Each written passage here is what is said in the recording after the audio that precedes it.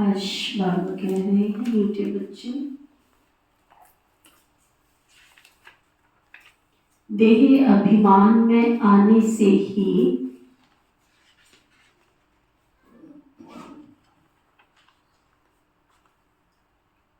माया की चमाट लगती है।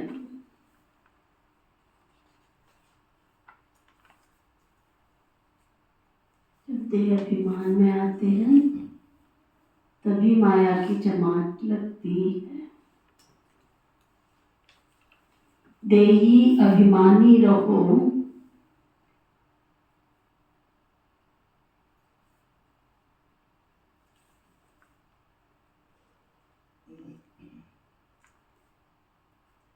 तो बाप की हर श्रीमत का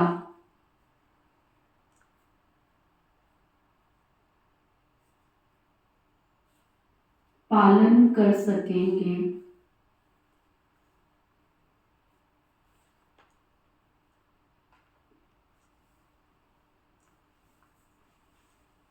तो बाबा समझा रहे हैं आत्माभिमानी स्थिति होगी, सोल कॉन्शियसनेस स्थिति होगी, देह से न्यारेपन की स्थिति होगी, मतलब देह की दुनिया से दूर होंगे। तो उनको क्या सुनाई पड़ेगा? एक बाबा ही सुनाई पड़ेगा, बाबा ही दिखाई पड़ेगा। तो जब दिखेगा ही एक तो सुनेगा भी एक से, जब सुनेंगे एक से तो करेंगे भी एक का। देही अभिमानी स्थिति का मतलब ये नहीं है कि मंत्र की तरह मैं जपती रहूं, मैं आत्मा हूं, मैं आत्मा हूं, लेकिन उस स्थिति में स्थित हो। फिर बाबा पूछ रहे हैं, बाबा के पास 2 प्रकार के पुरुषार्थी बच्चे। बाबा के पास 2 प्रकार के पुरुषार्थी बच्चे। कौन से?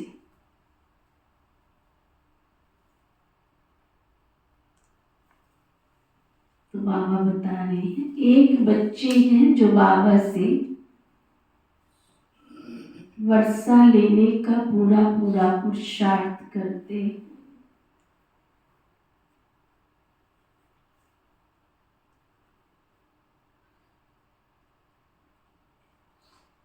हर कदम पर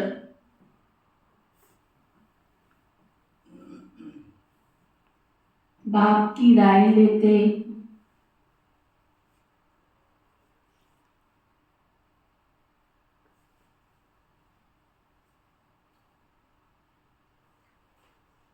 कोई है जो दुख से छूटने के लिए, दूसरे फिर ऐसे बच्चे भी हैं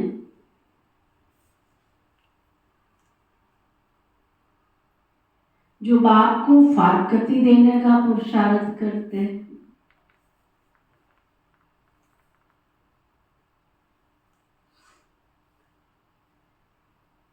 कोई है जो दुख से छूटने के लिए बाबा को बहुत बहुत याद करते हैं।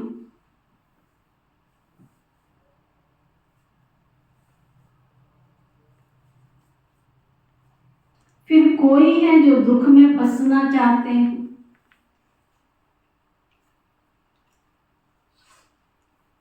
ये भी एक वंडर है।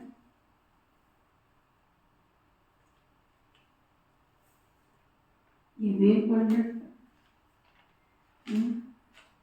बाबा के पास आते हैं बच्चे, वो प्रैक्टिकल है। कोई निकलने का पुरुषार्थ कर रहे, कोई गिरने का पुरुषार्थ कर रहे। तो गिरने का पुरुषार्थ कैसे करते हैं?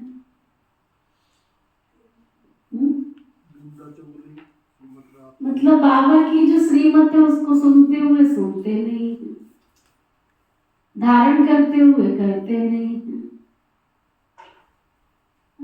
मनमानी करते, मनमत पर चलते। तो आए थे हरि भजन को और होटल लगे कपास, तो चढ़ने की बजाय फिर गिरना शुरू हो जाते हैं।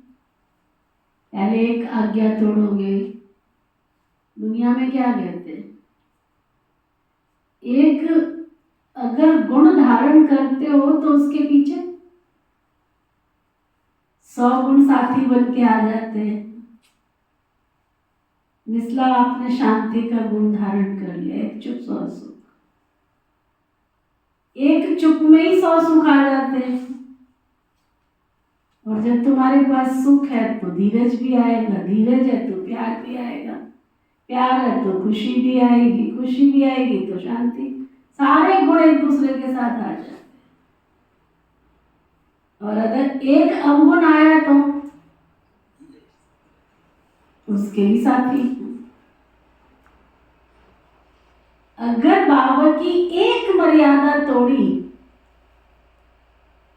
तो उसके पीछे अनेकानेक मर्यादाएं टूटती चली जाएंगी। ये संसार का लॉजिक है, ये सत्य है, अखंड सत्य है। जैसे लौकिक में कहते नहीं कि अगर किसी के पैर में चोट लग जाए, बाजू में चोट लग जाए, तो क्या होता है? उस स्थान को जब तक वो ठीक होगा तब तक कितनी बार उसी जगह चोट लगे, कमजोर स्थान पर। जब बॉक्सिंग होती है तो बॉक्सिंग में क्या होता है?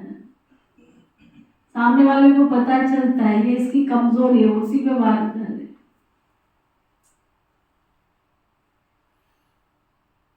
तो इसलिए एक अगर हमने मर्यादा तोड़ी, बाबा की मनमत पर चले, तो बाबा की वो शक्ति, वो बाबा का प्यार, वो बाबा का दुलार अंदर आ नहीं सकेगा। गीत है, महफिल में जल उठी शम्मा परवाने के लिए। ओम शांति। बच्चों ने गीत तो बहुत बार सुना है, नए बच्चे फिर नए से सुनते होंगे। जबकि बाप आते हैं तो आकर के अपना परिचय देते हैं।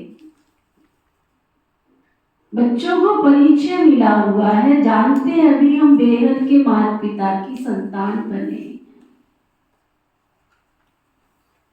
जरूर मनुष्य सृष्टि का रचयिता माता पिता होगा, परंतु माया ने बच्चों की, मनुष्यों की बुद्धि बिल्कुल डेड कर दी। इतनी साधारण बात बुद्धि में नहीं बैठती है, बताओ। कहते तो सभी है कि हमको भगवान ने पैदा किया है, तो जरूर माता पिता होंगे, भक्ति मार्ग में भी याद करते हैं। हर धर्म वाले गॉड फादर को जरूर याद करते। भक्त खुद तो भगवान हो नहीं सकते, भक्त भगवान की बंदगी करते हैं। गॉड फादर तो जरूर सबका एक ही होगा ना, अर्थात सभी आत्माओं का फादर एक है, सभी जिस्मों का फादर तो एक नहीं हो सकता, शरीर वालों का तो एक नहीं हो सकता। जो शरीर से न्यारा है उसी का, सभी आत्माओं का तो बाप एक है। वह तो अनेक फादर है, वह तो जिस्मानी फादर होते हुए भी ये ईश्वर कहकर याद करते। बाबा बैठ बच्चों को समझाते हैं, मनुष्य बेसमझ है जो बाप का परिचय भूल जाते। तुम जानते हो स्वर्ग का रचयिता जरूर एक ही बाप है, अभी तो कलयुग है। जरूर कलयुग का विनाश होगा, प्रायलोक अक्षर तो हर बात में आता है।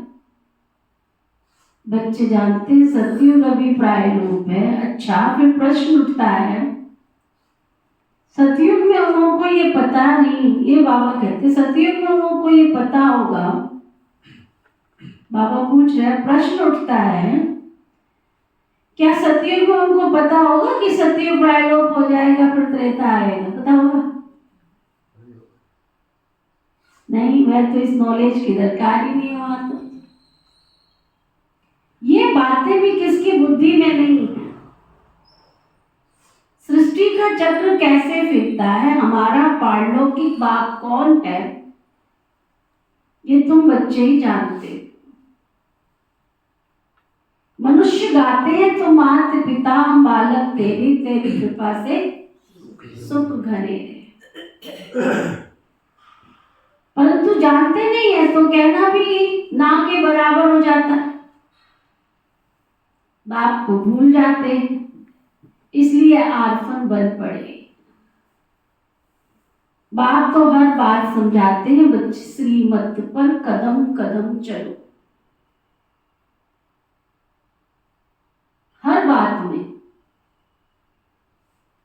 तुम्हारी अवस्था गिरावट की तरफ पूछो कि क्या हो रहा है। ये कोई बच्चा स्कूल में कमजोर होता है तो ट्यूशन लेता है कि नहीं लेता है? यहाँ तो मैं फ्री में ट्यूशन दी जाती है तो भी नहीं ली जाती है। दीदी आए हो अलग से? आए हो? तो दीदी आज आपसे मिलना है, आपसे पूछना है।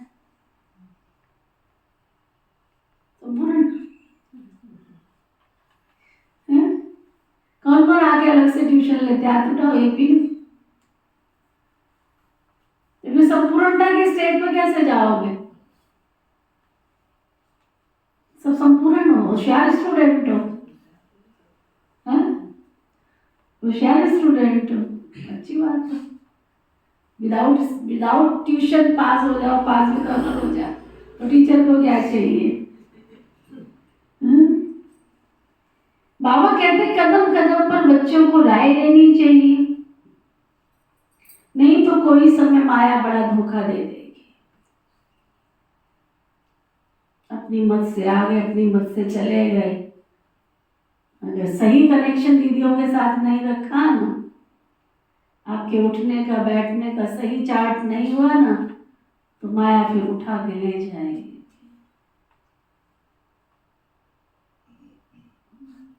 घर वाला संबंध अगर बाबा के साथ नहीं है ना, तो माया उठा के ले जाएगी। आपके बच्चे को जब संग दोष लगता है तो पहली निशानी क्या होती है उसकी?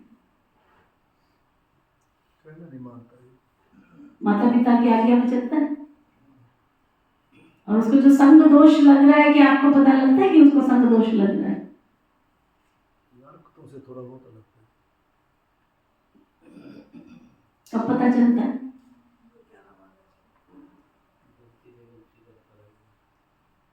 तो यहाँ भी ऐसे, यहाँ भी ऐसे। जब आपका नहीं, दीदियों से कोई कनेक्शन नहीं है, अपनी मन से जा रहे, मत से आ रहे, तो माया को क्या मिलेगा? इनका कोई दरी डोरी तो है नहीं, उठा लो इनको। बहुत सूक्ष्म ज्ञान है ये, सूक्ष्म समझ है ये। सत्संग भवन नहीं है ये, बाहर सत्संग भवन नहीं लिखा। प्रजापिता ब्रह्मा कुमारी ईश्वरीय विश्वविद्यालय लिखा, विद्यालय में पढ़ाई दी जाती है, पढ़ाया जाता है, सत्संग भवन नहीं लिखा। तुम सत्संग भवन बना के आ रहे हो तो तुम्हारी मर्जी। अच्छा चलो, मैं कहती सत्संग भवन बना के भी आ जाओ तो भी गनीमत है। सत्य बाप के संग तो रहो। संग तारे, तुम संग में आते हो भी माया के तो संग में चले जाते हो, तो कौन बचाएगा? बाबा बचाएगा। तो बाबा कहते माया बड़ी धोखेबाज है। माया से लिबरेट करना ये बाप का ही काम है, और कोई नहीं कर सकता। रावण तो है ही दुख देने वाला, बाप है सुख देने वाला। मनुष्य बातों को समझ नहीं सकते। वह तो समझते हैं, दुख सुख सब भगवान ही देते हैं, बाप समझाते हैं, मनुष्य बाबा समझाते हैं। मनुष्य दुखी बनने के लिए शादियों पर कितना खर्चा करते हैं। अच्छे वाला जीवन है, स्वतंत्र पंछी वाला जीवन है। जान बूझ के देखा देखी, उसने शादी की है मैं भी शादी कर लूं। फिर कहते शादी का लड्डू ना तो पहले मीठा था ना बाद में मीठा, तो लड्डू किस चीज का था? लड्डू का भी फीका होता है क्या? लेकिन शादी का लड्डू तो फीका ही होता है, पहले भी फीका बाद में भी फीका। कहते हैं ना, दुनिया में कहावत चली आई है, शादी का लड्डू ना पहले मीठा था ना बाद में मीठा। नहीं करते हैं तो लगता है कर लो, कर ली तो सारी उम्र मत्था पकड़ के बैठे रहो, फिर गोल गोल उसी में घूमते रहो, फिर नहीं निकल सकते उसमें से। निकलना चाहे तो भी नहीं निकल सकते, ऐसा जकड़ लेती है माया। कितना खर्चा करते हैं। जो पवित्र पौधे हैं उनको अपवित्र बनाने का पुरुषार्थ किया जाता है। इसलिए लोग क्या कर रहे हैं, जो पवित्र है उनको अपवित्र बनाने का पुरुषार्थ करते रहते। ये भी तुम समझ सकते, दुनिया थोड़ी समझती। ये विषय सागर में डूबने के लिए कितनी सेरेमनी करते हैं। कतई नहीं सतयुग में ये विकार होते नहीं हैं। वह तो है क्षीर सागर, इसको विषय सागर कहा जाता है। वह है संपूर्ण निर्विकारी दुनिया। बल त्रेता में 2 कला कम हो जाती है तो भी उनको निर्विकारी दुनिया कहा जाता है। वहां विकार हो ही नहीं सकते क्योंकि रावण का राज्य तो द्वापर में शुरू होता है ना, आधा आधा है ना। ज्ञान सागर और अज्ञान सागर, अज्ञान का भी सागर है ना। मनुष्य कितने अज्ञानी, बाबा को जानते ही नहीं, सिर्फ कहते रहते ये करने से भगवान मिलेगा, मिलता कुछ भी नहीं। कितना दुनिया में खर्चा करते, कितना शादनामा करते, कितना सब कुछ करते हैं, क्या मिला भगवान को? भक्ति के रास्ते पर कोई पवित्र बना आज तक?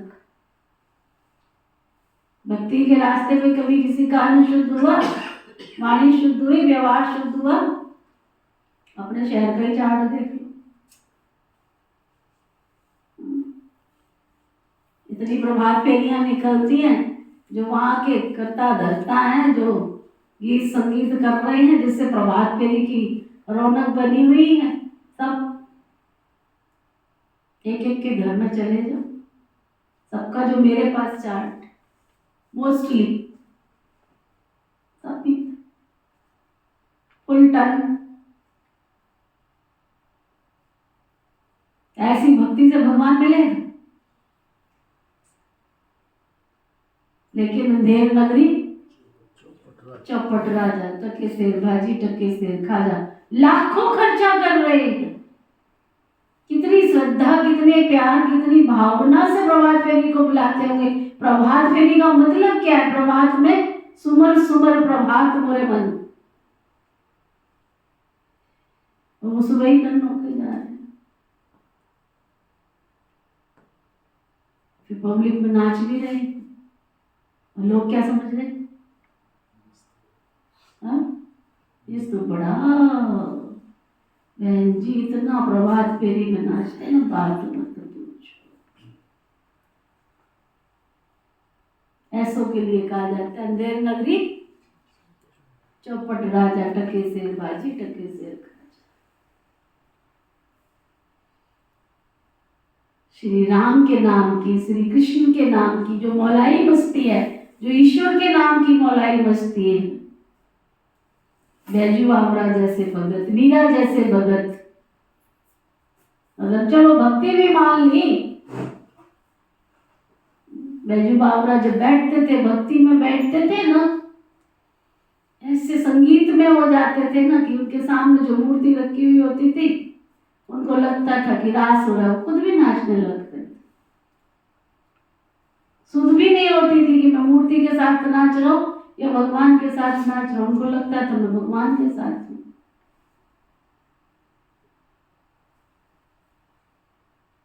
मीरा के जीवन की कहानी हम सबने सुनी। अंग्रेजों के मंदिर में पहुंच गया ना, तो सुना है कि उसमें नारियों को प्रवेश नहीं करने देते हैं। तो कौन सा मंदिर है मथुरा के अंदर? कहते नारियों का प्रवेश वर्जित है, उसमें नहीं आ सकते, वो कृष्ण मंदिर में नहीं आ सकते। नाम नहीं याद आ रहा मुझे। वो कहती मैं तो जाऊंगी, मैं तो जरूर जाऊंगी। त्याग के तो दिखावे, मीरा अंदर घुस के तो दिखावे। ये प्रैक्टिकल है, ये कहानियां नहीं है कि किताबों में हमने पढ़ ली।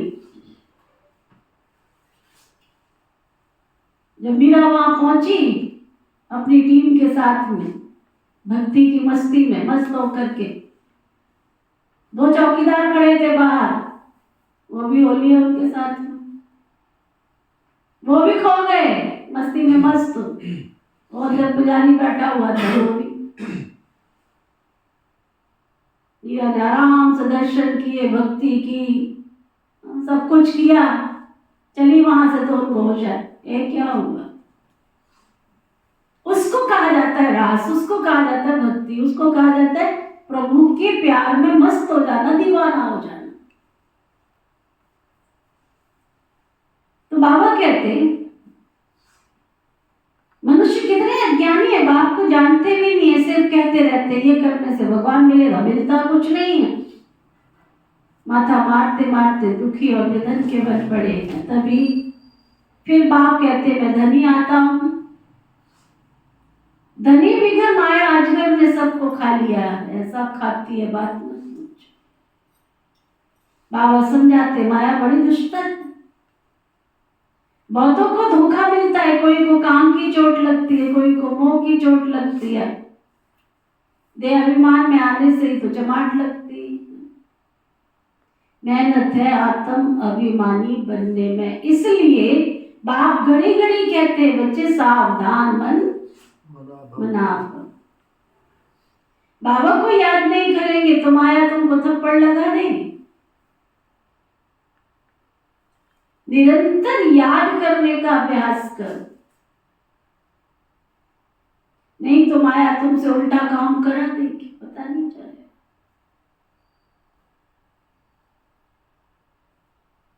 सुना, तुमसे उल्टा काम करा देगी। राइट रॉन्ग की तुम्हें बुद्धि मिली है ना, अगर कहीं पर मूंझते हो तो बाबा से आके पूछो ना, तार में, चिट्ठी में, फोन में पूछो। कोई भी कुकर्म करने से, पाप कर्म करने से, संग दोष लगने से पूछो तो सही आकर के, राय तो करो।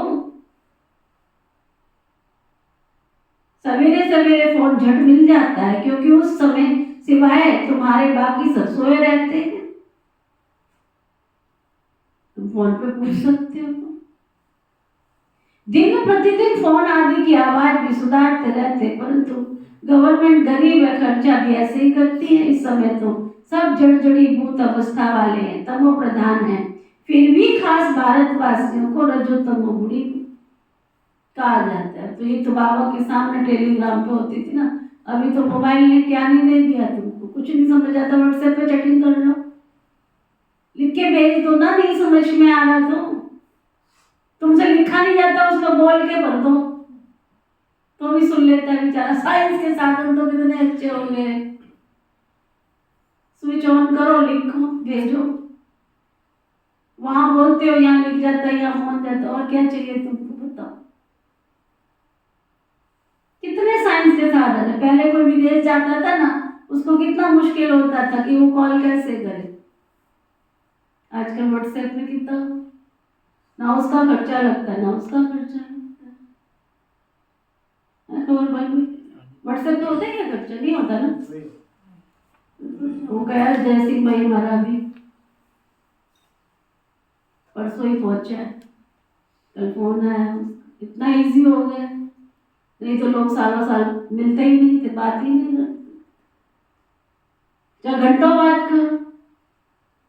इतने साइंस के साधन मिल गए, फिर भी तुम दूर भागते जा रहे हो। बाबा कहते हैं इस समय सब जड़जड़ी भूत अवस्था वाले, तमो प्रधान है, फिर भी खास भारतवासियों को रजो तमो गुणी कहा जाता है, क्योंकि ये सबसे तमो सतो प्रधान थे। दूसरे धर्म वालों ने ना तो इतना सुख देखा है ना दुख देखना है, वे तो अभी सुखी है, तब तो इतना अनाज आदि भेजते रहते हैं।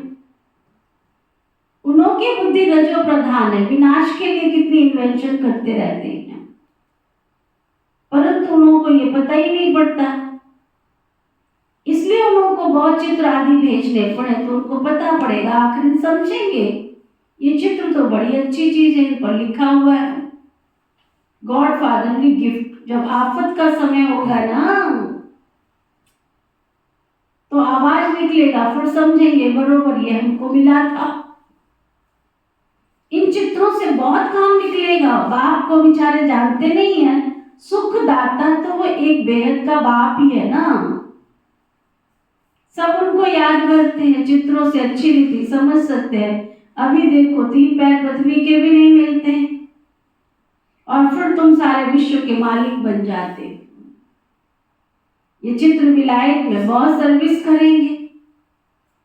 बच्चों को इन चित्रों का इतना कदर नहीं है, खर्चा तो होना ही है ना। राजधानी स्थापन करने में उस गवर्नमेंट का करोड़ों रुपया खर्चा हुआ होगा, लाखों मरे, यहाँ तो मरने की भी बात नहीं।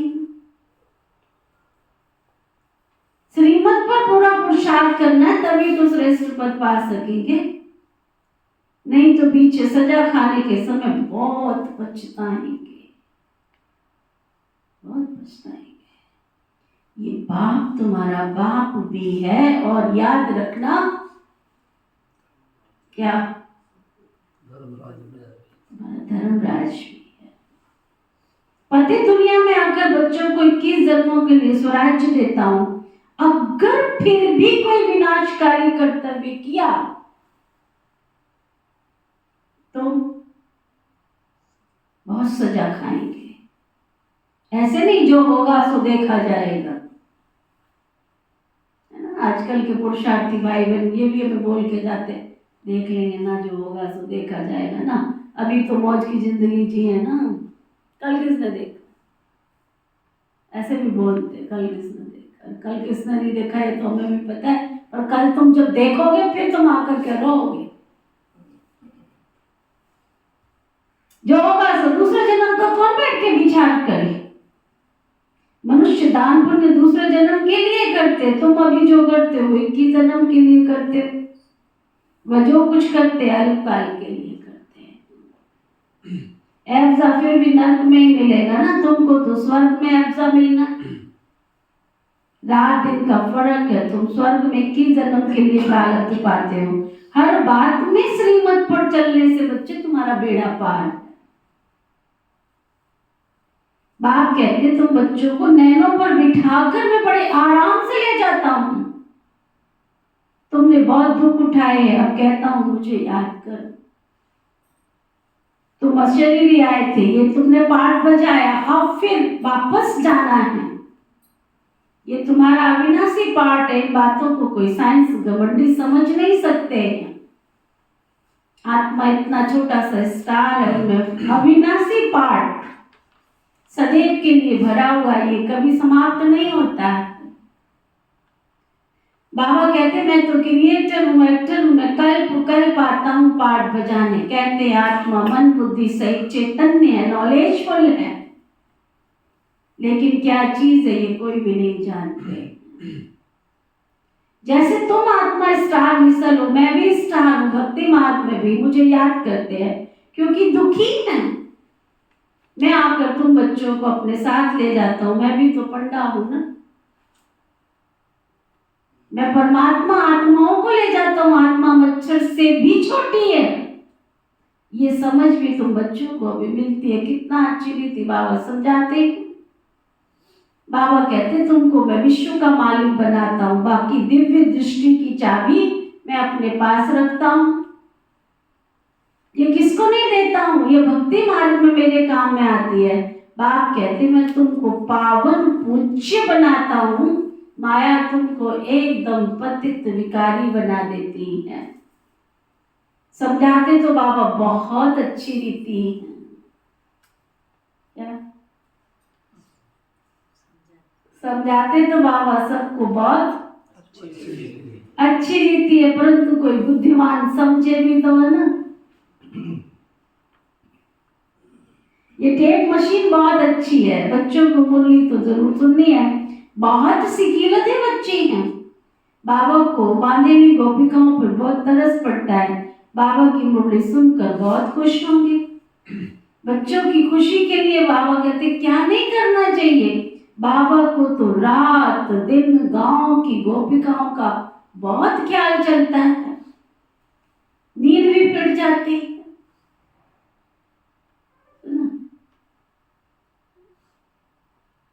देखो अभी ऑनलाइन का क्या सिस्टम, कभी सोच भी नहीं सकते थे कि घर बैठ के मुरली सुनेंगे। सुन रहे हैं सभी, है ऑनलाइन, सुन रहे हैं सभी, हाथ उठाओ।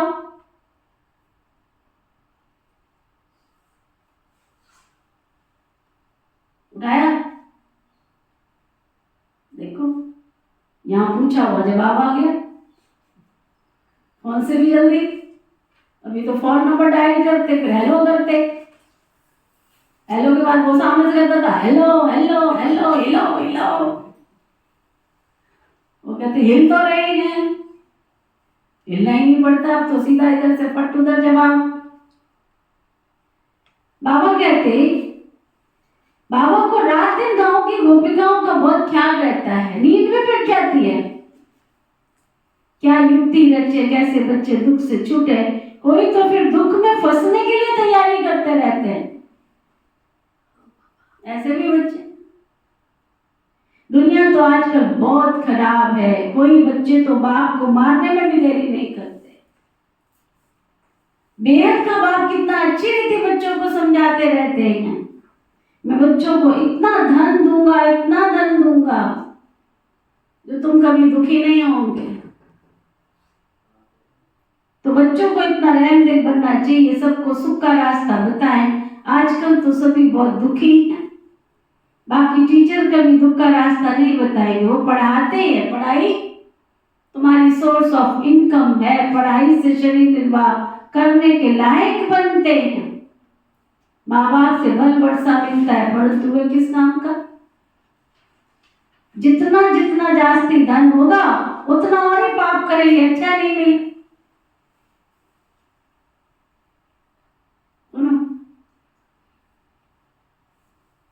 नहीं तो तीर्थ यात्रा करने से बड़ी नम्रता से जाते, परंतु कोई कोई तो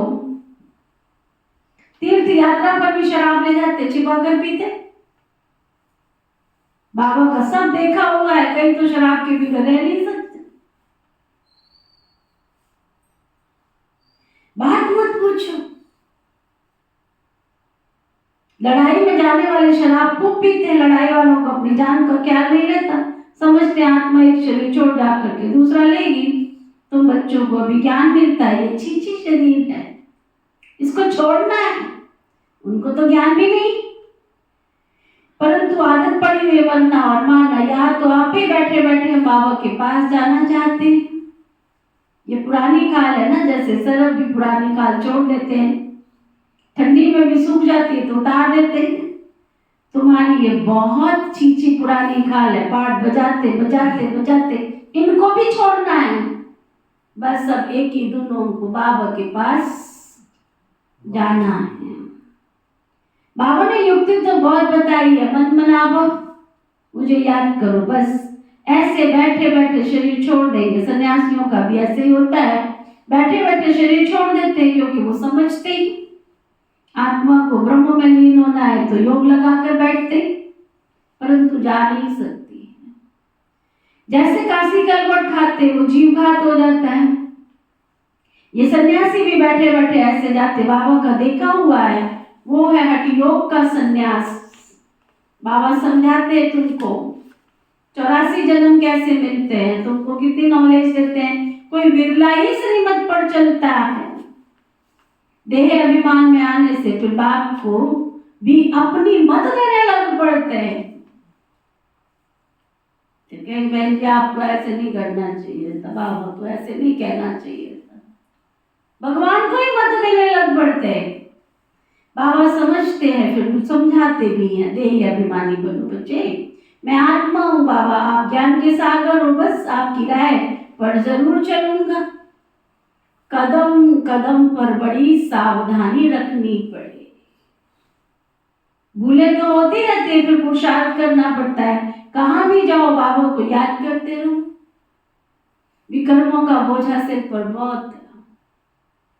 कर्म भोग भी तो चुप करना होता है ना, पिछाड़ी तक ये कर्म भोग तुमको छोड़ेगा नहीं, याद रखना, छोड़ेगा नहीं। श्रीमत पर चलने से ही पारस बुद्धि बनना है, याद रखना। साथ में ये बाप तुम्हारा कौन है,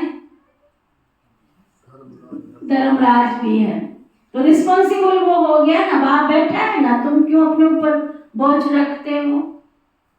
पतित पावन बाप को पतितों की महफिल में आना ही है, ये तो नई बात नहीं है ना, अनेक बार बाबा ने पाठ बजाया है, फिर बजाते रहेंगे। इसको ही वंडर कहा जाता है। अच्छा,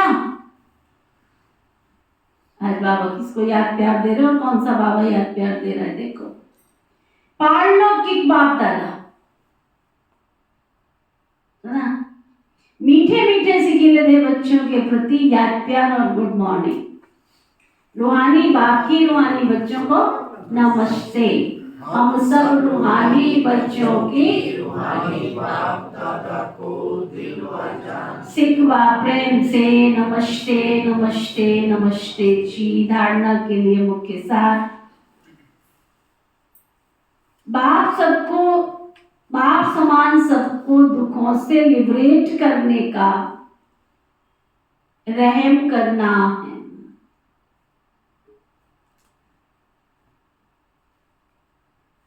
बाप समान सबको दुखों से लिबरेट करने का रहम करना है।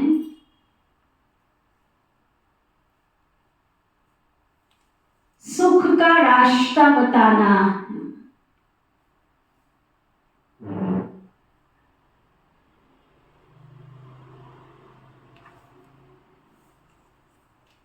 कोई भी विनाशकारी कर्तव्य नहीं करना है।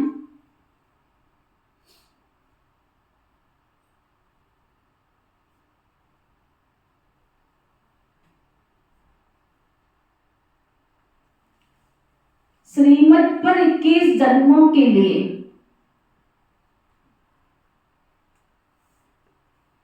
अपनी प्रारब्ध बनानी।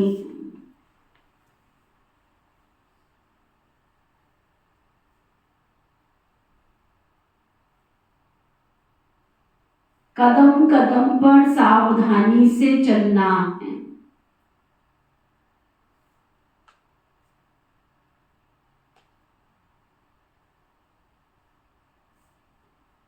कदम कदम पर सावधानी से चलना है। वरदान, सतगुरु प्यारे बाबा का वरदान, वायदों की स्मृति द्वारा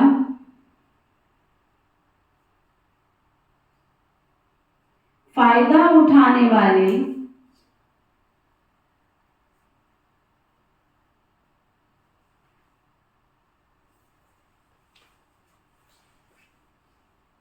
सदा बाप की ब्लेसिंग के पात्र भव।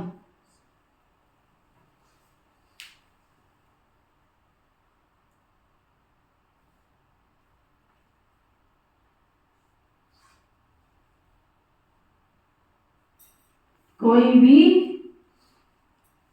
क्या वायदों की स्मृति द्वारा फायदा उठाने वाले बाप के ब्लेसिंग के पात्र भव। रोज सवेरे और शाम अपने जो वायदे किए बाबा के साथ याद करो, रिवीजन करो, रिवाइज करो, तब जाके वायदे कायदे में बदलते हैं और कायदे में चलोगे तो तुम्हारा फायदा होगा। जो भी वायदे मन से, बोल से अथवा लिख कर करते हो, उन्हें स्मृति में रखो तो वायदे का पूरा फायदा उठा सकते हो। चेक करो कितने बार वायदा किया है, चेक,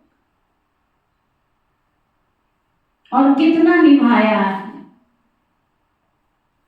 वायदा और फायदा इन दोनों का बैलेंस रहे तो वरदाता बाप के द्वारा ब्लेसिंग्स मिलती रहेगी। जैसे संकल्प श्रेष्ठ करते हो ऐसे कर्म भी श्रेष्ठ हो तो सफलता मूर्त बन जाएंगे। स्लोगन, स्वयं को ऐसा दिव्य आईना बनाओ जिसमें बाप ही दिखाई दे, तब कहेंगे सच्ची सेवा। आप कर रहे तो आपका मैंपन न झलके, आपके द्वारा बाप दिखाई दे, यह है सच्ची सेवा।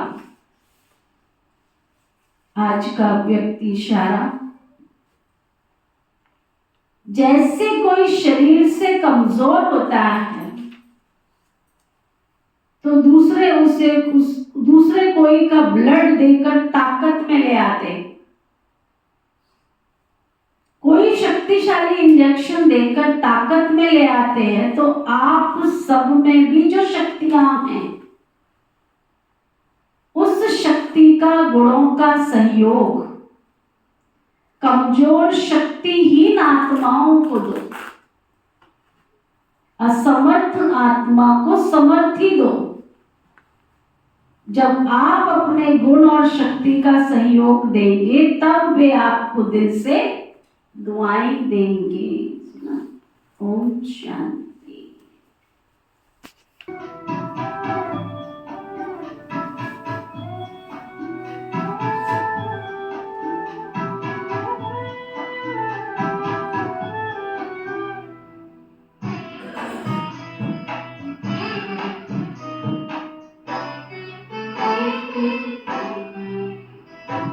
प्रभु तुम्हारा प्यार जो पाए